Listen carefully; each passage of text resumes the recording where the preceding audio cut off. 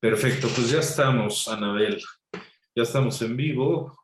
Un gusto tenerte en este espacio, ¿no? Agradezco tu disposición para hablar con nosotros respecto a este tema que me parece muy interesante, que es las distorsiones cognitivas en los trastornos de ansiedad, ¿no?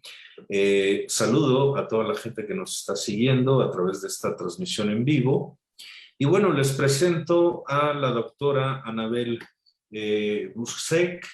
Ella es licenciada en Psicología por la Universidad CAES de Buenos Aires, Argentina. Cursó el posgrado universitario en Psicopatología y Psicoterapia Cognitivo-Conductual, Clínica y Tratamiento por la Universidad Favaloro de Buenos Aires, Argentina. Realizó el curso superior de posgrado en Neurorehabilitación Cognitiva por la ANA, la Asociación Neuropsiquiátrica Argentina de Buenos Aires. Fue miembro del equipo de trabajo CISAME, consultora de salud mental y medicina integrativa en Buenos Aires, Argentina.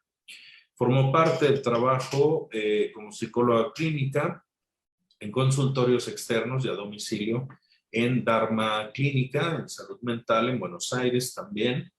Trabajó como psicóloga clínica en consultorio de inmunología de la doctora Beth-Rodnik, especialista en inmunodeficiencias primarias y secundarias, esto también en Buenos Aires. Es psicóloga cognitiva conductual en consulta particular, bajo modalidad presencial y virtual, esto desde Buenos Aires. Se desempeñó laboralmente como psicóloga en el servicio de consultorios externos en el Hospital Nacional en red especializada en salud mental y adicciones, licenciada Laura Bonaparte en Buenos Aires, y trabajó como psicóloga cognitiva en proyectos Suma, Asistencia y Rehabilitación en Salud Mental, también en Buenos Aires, Argentina. Pues bueno, doctora Anabel, le damos la más cordial bienvenida. Un gusto tenerla en este espacio y bienvenida. Bueno, desde ya muchas gracias, bueno, José, por haberme convocado, por haberme invitado el día de hoy.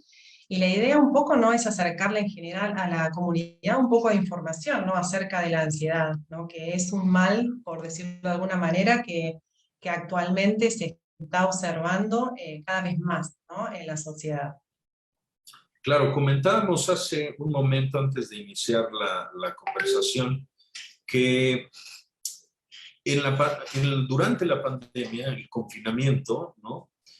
Parece ser que agudizó la aparición de problemas relacionados con ansiedad y con depresión, ¿no? ¿Cuál ha sido tu perspectiva, tu experiencia clínica en este tema, ¿no? Digamos, ¿has notado que ha aumentado el número de pacientes que llegan con trastornos de ansiedad o con trastornos depresivos? Claramente, sabes, José, que bueno, estos datos que vos mencionás, bueno, se dan a través de la Organización Mundial de la Salud, donde dijo, ¿no? Donde se dijo que el 25% de la población, en el 25, mejor dicho, por ciento de la población se incrementó, ¿no? Los casos de ansiedad y de depresión.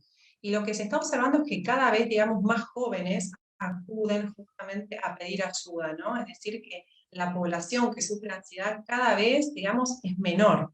Y eso es lo significativo. Eso es en lo que respecta, digamos, al consultorio particular. Se incrementaron mucho la consulta de personas más jóvenes.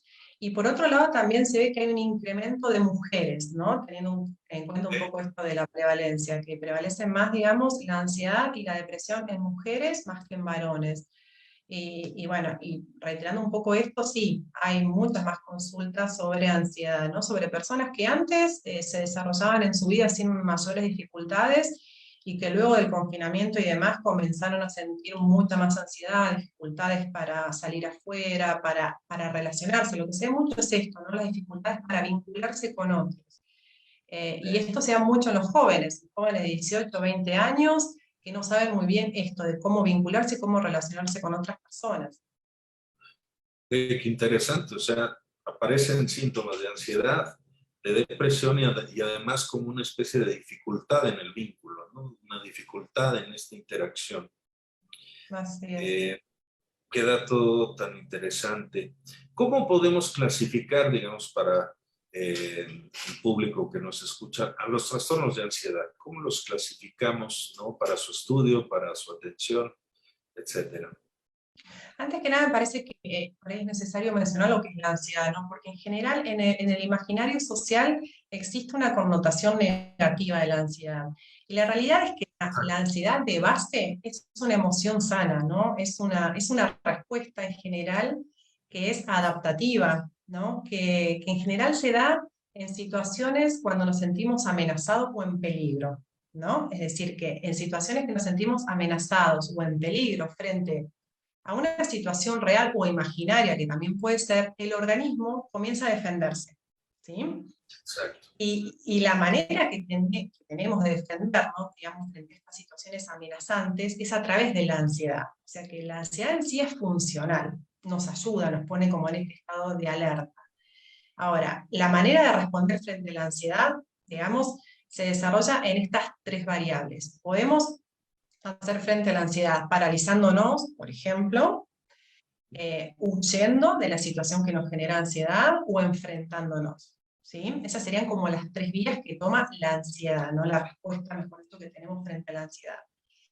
Y quizá como para identificar, ¿no? Esto de la ansiedad o los distintos trastornos de ansiedad, a mí me gusta mencionar a un psicólogo denominado Michael Heinzek, que él estudia mucho los trastornos de ansiedad. Él propone una teoría que es sumamente interesante, que es la teoría de los 4 factores. Y lo que él propone en esta teoría es lo siguiente. Él dice que en base a cómo percibimos, las vías del pensamiento van a tomar distintas formas. Es decir, que la ansiedad va a anclar en distintas maneras de percibir. Y estas vías de anclaje, ¿no es cierto?, tienen que ver con que la percepción es sesgada. Es decir, que percibimos de manera sesgada. Y estos 4 factores son los siguientes. Tenemos por un lado que es la percepción sesgada frente a un estímulo específico, y acá tenemos que hablar de que puede ser un objeto o el propio comportamiento. Cuando se dirige a un objeto, ¿sí?, es lo que se denomina la típica fobia, la fobia específica. Supongamos un ejemplo es la fobia a las arañas, ¿sí? Y cuando esta percepción que está sesgada se dirige hacia el propio comportamiento, se da lo que se denomina la fobia social, esta dificultad que puede llegar a tener una persona para desarrollarse en ámbitos sociales donde hay muchas personas. Por otro lado, existe lo que es la percepción sesgada al propio cuerpo, ¿no? Cuando la ansiedad va dirigida al organismo, que el organismo es el que se convierte en este campo de batalla. Es lo que suele darse como el trastorno de ansiedad, ¿no? Que en su máximo, digamos, esplendor es el ataque de pánico. Claro. Luego tenemos la que es la percepción sesgada al pensamiento, ¿no? Cuando todo está dirigido a cómo pensamos. Y ahí es cuando comienza o sucede lo que se denomina el TOC, el famoso TOC, el trastorno obsesivo compulsivo, ¿no? Es estas personas que tienen todo el tiempo esta poca flexibilidad en el pensamiento, donde están sumamente obsesionados por alguna cuestión en particular y no pueden salir de ahí, de esa idea obsesiva y fija, instalada, ¿no? Y por último está lo que es la percepción sesgada global, ¿no? Y acá la ansiedad se dirige a todos estos factores, ¿no? Al cuerpo, al comportamiento, a las emociones, y acá surge lo que es el trastorno de ansiedad generalizada, ¿no? Entonces, teniendo un poco en cuenta esto de lo que habla este psicólogo, me parece interesante porque hay que tener en cuenta que la ansiedad toma como distintas vías, ¿no? Se conecta con distintas cosas y surgen distintos trastornos, ¿no? Distintos diagnósticos relacionados siempre con la ansiedad. Ok, entonces podemos decir que la forma en la cual se percibe la información o el estímulo fóbico puede tomar varias vías, digamos, dentro del proceso de pensamiento, ¿no? Dentro de esta estructuración de cómo vamos a interpretar los estímulos que percibimos en el caso del paciente con ansiedad como un estímulo susceptible a generar ansiedad, ¿no? ¿En qué trastorno de ansiedad es más frecuente la presencia de esto que se conoce como distorsiones cognitivas? Claro, es que las distorsiones cognitivas no son ni más ni menos, porque a veces la palabra no suele ser como extraña para aquella persona que quizás no entiende mucho de salud mental, ¿no? En general, la distorsión cognitiva no es ni más ni menos que los errores en el pensamiento, ¿no? Son estos pensamientos negativos, estos pensamientos distorsionados que tenemos, que bueno, que también se denominan distorsiones cognitivas. En general, las distorsiones cognitivas en el trastorno de ansiedad que más se presentan es en el trastorno de ansiedad generalizada. También en el TOC, lógicamente, hace un rato mencionaba, ¿no? De que, digamos, el pensamiento está tomado por la ansiedad en sí, pero en el trastorno de ansiedad generalizada sucede un fenómeno muy particular, ¿no? Que es la preocupación constante. La persona con TAC está preocupada todo el tiempo, y está preocupada por situaciones futuras, situaciones que todavía no han pasado, situaciones que pueden ser reales o imaginarias, ¿no? Y suele darse este fenómeno que se llama la metapreocupación, que es estar preocupados, o la preocupación, mejor dicho, por estar preocupados. Se da como esta cuestión, ¿no es cierto?, que es sumamente compleja. Y una de las cosas que quizás como sirve bastante, ¿no?, a las personas que tienen este tipo de trastorno, porque otra de las características es que tienden a vivir toda su vida de esta manera, pensando que es una característica de su personalidad, como que es algo más, ¿no?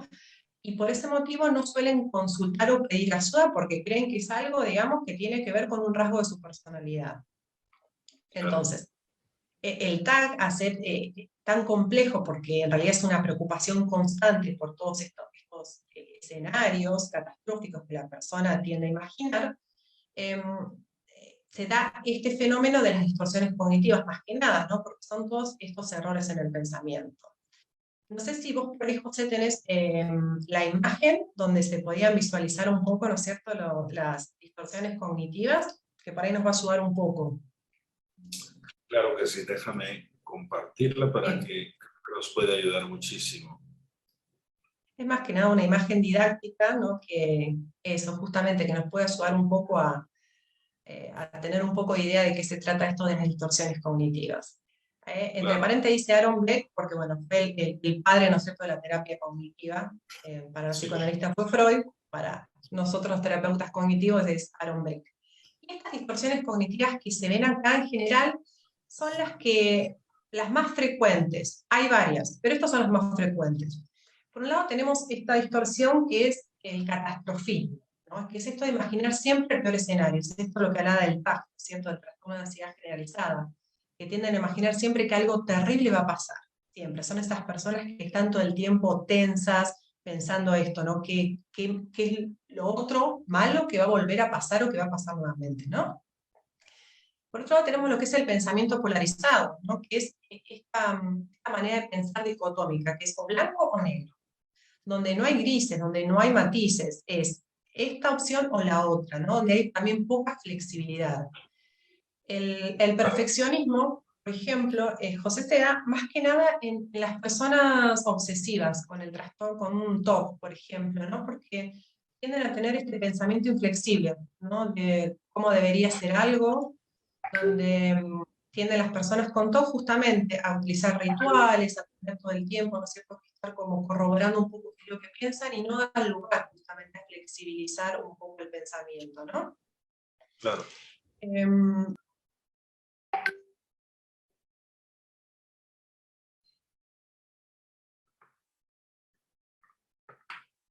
Creo que algo pasó.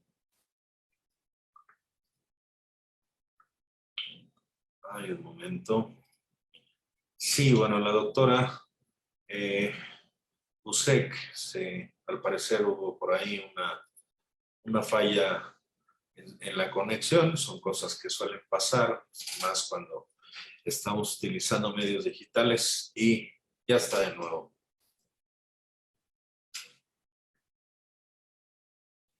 Esperemos unos segunditos para que recuperemos la conexión con la doctora Anabel Busek.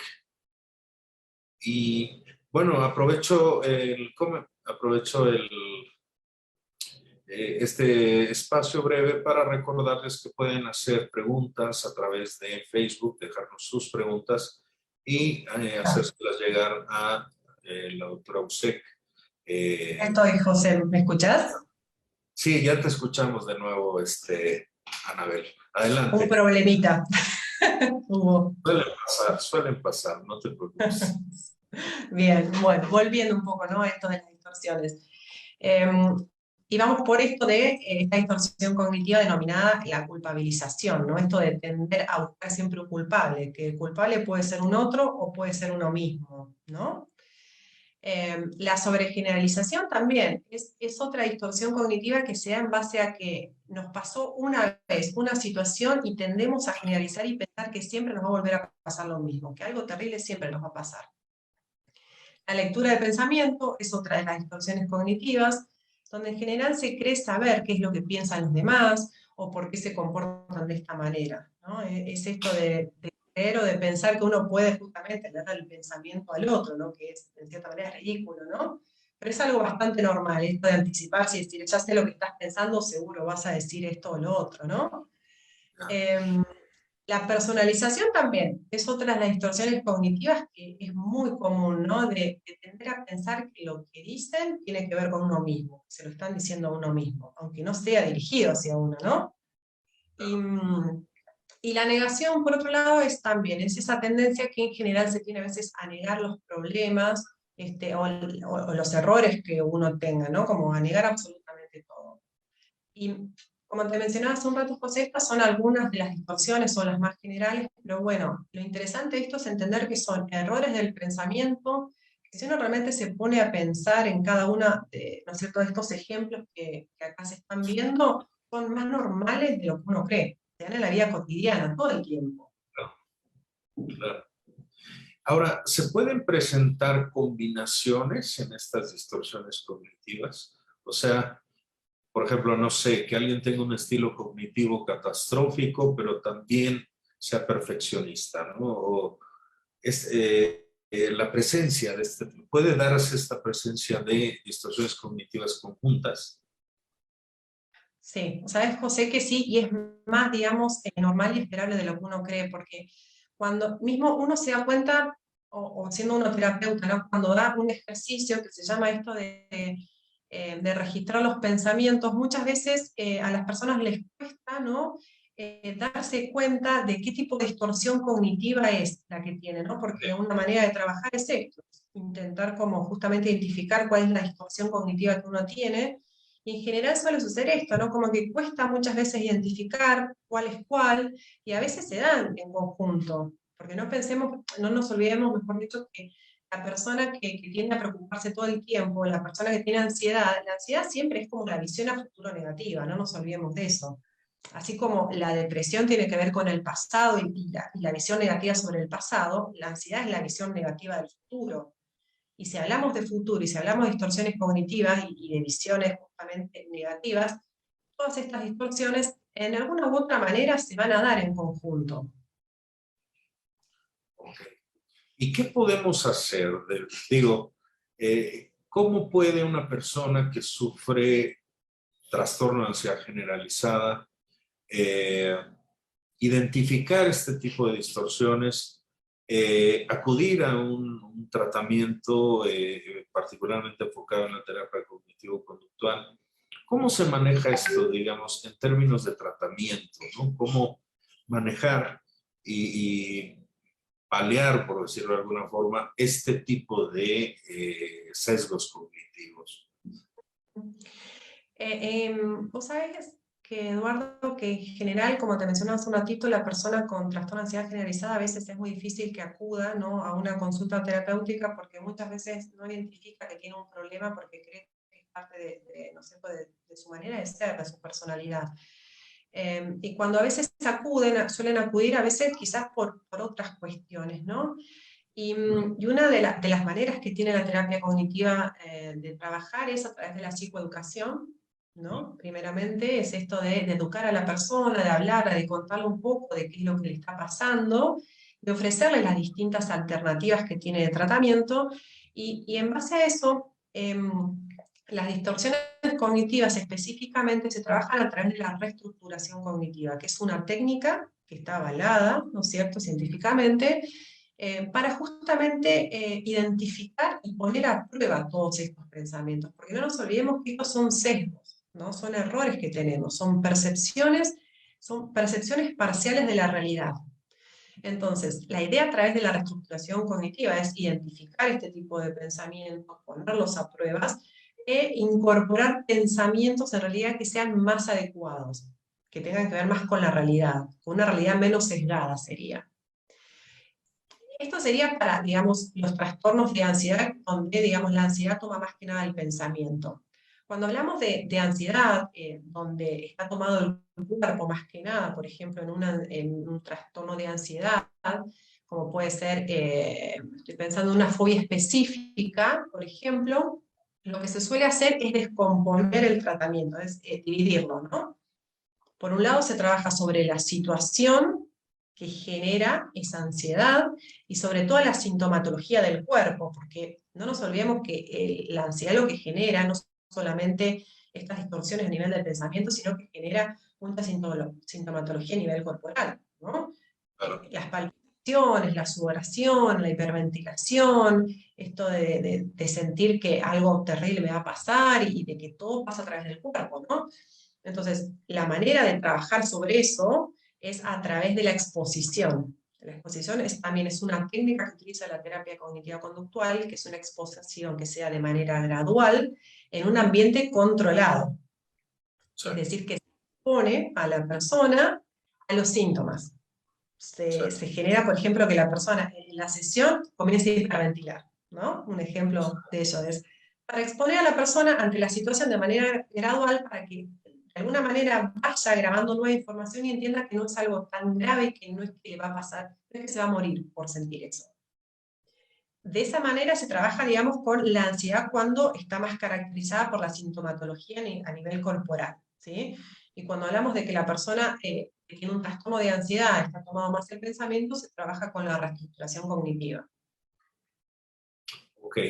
Y bueno, justamente ahí se me ocurre preguntarte, ¿qué tanto influye este sesgo cognitivo sobre las manifestaciones periféricas, digamos, o las manifestaciones somáticas de los pacientes que sufren algún trastorno de ansiedad? O sea, participan en en el aumento de esta serie de síntomas desagradables.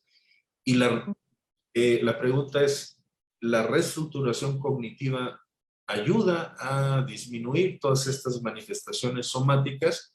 Que es algo que muy frecuentemente pues, el paciente refiere, ¿no? El gran malestar sintomatológico a nivel físico, ¿no? Es como una de las cosas que le preocupan. Entonces, ¿cuál es el impacto, digamos, de esta reestructuración cognitiva sobre estas manifestaciones clínicas? Realmente es significativo y es, digamos, muy llamativo el avance que se ve en las personas cuando comienzan a trabajar, digamos, de esta manera, ¿no? Con la reestructuración cognitiva, poniendo a prueba, ¿no?, este tipo de pensamientos y esta manera de ver, ¿no es cierto?, de percibir el afuera.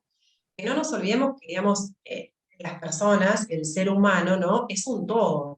Entonces, en base a cómo pensamos, vamos a sentir y vamos a actuar. En base a cómo sentimos, vamos a pensar y vamos a actuar. O sea que esto está muy conectado, ¿no?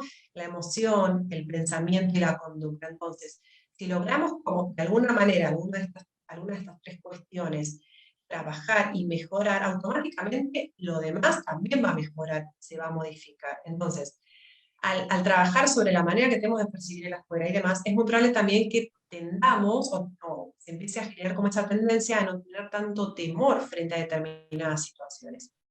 Porque otra vez, no nos olvidemos que la ansiedad no es más ni menos que ese miedo, ese temor que tenemos, porque estamos considerando, estamos percibiendo que hay algo que nos viene a amenazar, ¿no? Entonces, si logramos darnos cuenta que eso que nosotros creíamos que era amenazante, que nos generaba temor, ya no es tan amenazante y no nos da tanto miedo, automáticamente va a ir mejorando. Ok, ok, muy bien. Y bueno, para ir cerrando esta conversación, que ha sido muy interesante, eh, te preguntaría si por alguna razón alguna persona que nos está escuchando en este momento detecta o conoce o incluso tiene diagnóstico de un trastorno de ansiedad de cualquier tipo o trastorno de ansiedad generalizada en particular, ¿qué le recomendarías? ¿Cuál sería tu primera recomendación para una persona que se identifica con esto que hemos estado platicando? Mm. Mi recomendación, José, es que pida ayuda, ¿no? Yo creo que cuando uno se da cuenta que hay algo que no puede resolver solo, que se le está yendo de las manos, y que le genera, digamos, dificultades en las áreas de su vida, ¿no? Es porque claramente necesita ayuda y ahí es cuando uno tiene que ir en búsqueda justamente de esa ayuda, ¿no? Y actualmente yo creo que a nivel mundial, ¿no es cierto?, hay mucho acceso, ¿no es cierto?, a determinados tipos de tratamiento y demás, y que busque el tratamiento que considere que es adecuado para esa persona, porque hay algo que me parece que es muy importante y es que la persona que acude a una ayuda terapéutica, a una asistencia terapéutica, debe saber en qué consiste el tratamiento y cuáles son las opciones de tratamiento, es decir, la información. Es muy importante no contar con información y saber qué es lo que se puede hacer con lo que a uno le pasa. Ok, pues muy bien, doctora, déjame verificar si tenemos algunas preguntas de parte de la gente que nos está escuchando. Bueno, más bien hay comentarios. Por ahí nos dicen, dando pláticas en escuelas, aplicando tests que evalúan la ansiedad en adolescentes. Esto es aquí en México. Obtuvieron como resultado en esta como monitoreo de la ansiedad un grupo de 50 alumnos que estaban sufriendo ansiedad, ¿no? O sea, hay una presencia bastante importante y me llama la atención que se centres particularmente en gente joven, ¿no? Que parece ser que está siendo como una población vulnerable en este sentido, ¿no? Sí. Eh, y bueno, así nos hicieron la pregunta, ¿cuál es el mejor camino para lidiar con las distorsiones cognitivas? Creo que ya has hablado de eso, pero si quieres agregar algo, pues, adelante. Ujú. Lo que me interesaría mencionar, José, es esto de, ¿no? En base a lo que acabas de mencionar, que cada vez más jóvenes, ¿no?, sufren de Claro, ansiedad. Me han preguntado muchas veces, bueno, ¿en los niños se puede ver manifestaciones de ansiedad? Y claro que en los niños se está observando mucho, hay algo que se denomina el mutismo selectivo en los niños, ¿no? Que es esto que se suele dar mucho en las escuelas, ¿no? Que los chicos no hablan en público, o si tienen que exponer un trabajo al frente no lo hacen, ¿no? Y es eso, es porque se sienten amenazados ante esa situación y comienzan a experimentar ansiedad ya desde muy pequeños. También se suele ver algo que se denomina el trastorno de ansiedad por separación en los niños, que es cuando se desprenden, ¿no?, de los padres o de aquellas personas que cumplan esa función parental, que también comienzan con muchos síntomas. Y se ve desde muy chicos que comienzan con síntomas en el cuerpo, ¿no? Esto de la sudoración, ¿no?, que se ponen realmente muy rígidos, el cuerpo se empieza a rigidizar y demás. Y digo, y esto también para estar como atentos los padres, ¿no? Desde chiquitos si comienzan a ver este tipo de reacciones. Porque también hay que tener en cuenta que, a ver, hay cierta, digamos, predisposición. No es que cualquier persona, digamos, va a experimentar ansiedad. Hay cierta predisposición también, ¿no?, para la ansiedad, que tiene que ver con diversos factores, ¿no?, genéticos, biológicos, ambientales, psicológicos. Pero bueno, es esto, ¿no? Esto también de como padres estar atentos a esto y a escuchar y a escuchar y a empezar a ver a los niños también. claro. Nos siguen llegando algunas preguntas. Una de ellas dice, te la paso tal cual. Dice, ¿podría mencionar alguna técnica para realizar la reestructuración cognitiva? Ujú.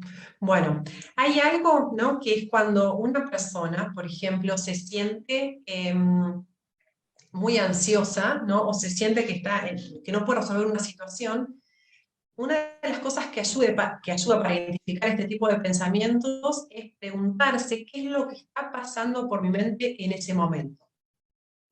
Esa pregunta ayuda de alguna manera a registrar el pensamiento, el pensamiento ese negativo el que está justamente generando ese malestar. En base a ese pensamiento podemos empezar a descomponer las partes, ¿no? Es decir, pensar en qué situación es la que me llevó a tener ese pensamiento, qué emoción me está generando. En base a esa emoción también podemos pensar digamos, cuán grave es esa emoción, es decir, ponerle un porcentaje, no sé, 130 o 40% de miedo, ¿no? Y en base a esa emoción, a la situación y al pensamiento, pensar qué podríamos hacer, digamos, de manera alternativa, como un pensamiento alternativo a eso que está pasando. Esto entiendo que por ahí es medio complejo, ¿no? O son como muchos pasos, porque en realidad no hay, digamos, técnicas rápidas o efectivas, sino que esto es como un proceso terapéutico en el que se da la reestructuración cognitiva. Pero esto sirve muchas veces para identificar. Para identificar el pensamiento es preguntarse, ¿no? Digamos, ¿qué me pasa en este momento por mi cabeza? ¿Qué es lo que está pasando? Ahí identificamos el pensamiento. Ok, otra pregunta que nos hacen por acá es, ¿cómo orientar a un familiar que padece de alguna de estas distorsiones ya detectadas y está en un proceso como de negación? Eso es complejo porque si la persona realmente está en un proceso de negación, claramente no está en ese momento donde pueda pedir ayuda, donde pueda, digamos, estar dispuesto a escuchar lo que uno tiene para decir.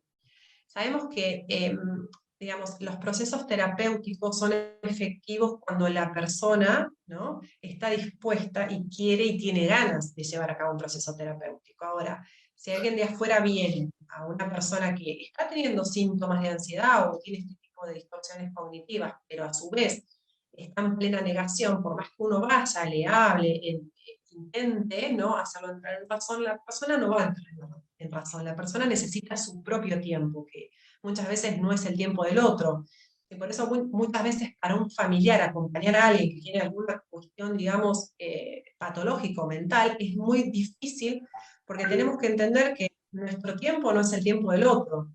Y quizá necesite la otra persona, ¿no?, justamente un poco más de tiempo para darse cuenta de que hay algo ahí que le está pudiendo resolver. Ok. Otra persona nos pregunta, ¿me podría repetir el nombre del psicólogo que postuló las 4 formas de la ansiedad que comentó hace un momento? Es Michael Heisek. Michael Heisek. Heisek es un psicólogo británico. Es muy interesante los trabajos que ha expuesto. ¿Tienes algún texto en particular que nos pudiera sugerir? En este momento no recuerdo bien cómo se llama el nombre del libro donde él habla justamente de los trastornos de ansiedad, pero si lo buscan, justamente lo googlean, hay un libro que él, digamos, en el que él se dirige digamos, a tratar este tipo de trastornos de ansiedad. No me recuerdo el nombre específico ahora, ¿no? Pero lo van a googlear y lo van a encontrar fácilmente. Ok, en una googleada puede aparecer el nombre de toda la obra, ¿no? Exacto. Oye, pues, Anabel, muchísimas gracias por tu tiempo, por tu espacio. Te agradezco a nombre de nuestra institución, el Centro de Estudios en Neurociencia y Psicología del Estado de Chiapas. Agradezco muchísimo este espacio. Esperamos no haberte desvelado, ¿no?, mucho en esta plática. Y pues ojalá volvamos a tener alguna otra entrevista discutiendo algún otro tema. Y desde luego agradezco tu colaboración durante ya un buen tiempo en nuestra institución. Y no me queda más que agradecerte tu tiempo y tu disposición para llevar a cabo esta plática. No, José, ya el agradecimiento viene de mi parte. Obviamente que cualquier charla, cualquier otro tema que te interese o que mismo les interese como a la comunidad o que propongan, estoy dispuesta, ¿no es cierto?, a volver a conectarme, a que podamos charlar y conversar. La idea que también un poco es no dar la información a la gente, ¿no?, y de que cada vez te puedo hablar más de los temas de salud mental, ¿no es cierto? Que la verdad es que hoy en día cada vez se incrementan más las cuestiones no relacionadas a la salud mental. Hay poca información y bueno, si nosotros de nuestro lugar podemos, digamos, llevar un poco más de información y conocimientos y también darle un poco más de esperanza a la gente, ¿no? Porque en general a veces se cree que hay determinadas cuestiones que no tienen solución o que no se pueden trabajar y la realidad es que sí, digamos, hay tratamientos, ¿no es cierto? Hoy en día hay muchos tratamientos y muy efectivos, inclusive para la ansiedad también, ¿no? Hay muchas técnicas, ¿no? Técnicas de respiración, de mindfulness, de otro tipo de terapias que también se pueden utilizar, que son muy eficaces. Claro. Así que bueno, para el futuro, disponibilidad está. Muchas gracias, Anabel. Y no queda más que, bueno, cuando tengamos alguna de las ofertas académicas que trabajas con nosotros, pues bueno, lo haremos público y bueno, la gente que esté más interesada en profundizar sobre todo en estos temas, creo que puede ser una muy buena opción, ¿no? Tomar la oferta académica que tú ofreces en nuestra institución, ¿no? Te agradezco muchísimo, Anabel, y pues un abrazo hasta Argentina. Un abrazo para ustedes también, José. Muchas gracias por todo.